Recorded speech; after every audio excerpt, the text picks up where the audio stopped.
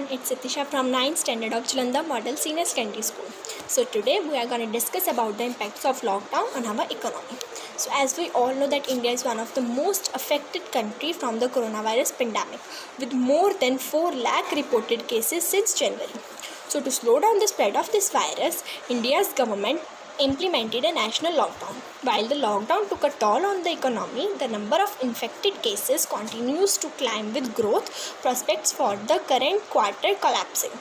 The central government has been reopening some parts of the economy while continuing with the lockdown in COVID-19 affected parts of the economy, which contribute over 60% of the GDP, that is gross domestic product.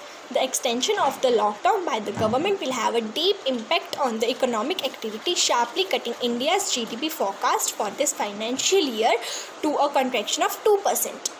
The global GDP loss because of the pandemic crisis could be more than $9 trillion, which is whole India's income.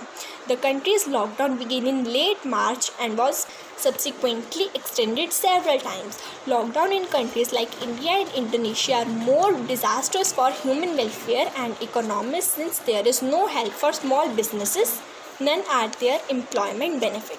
In countries like India and Indonesia is in contrast with the US, where the Small Business Administration's Paycheck Protection Program will provide up to $349 billion in forgivable loans to small businesses to pay their employees for 8 weeks. During the health crisis, sectors like autos were impacted severely due to shortage of imported components. Prime Minister Shri Narendra Modi's government announced a $266 billion package containing both fiscal and monetary. Okay, so I hope you have understood which we have discussed today. Thank you.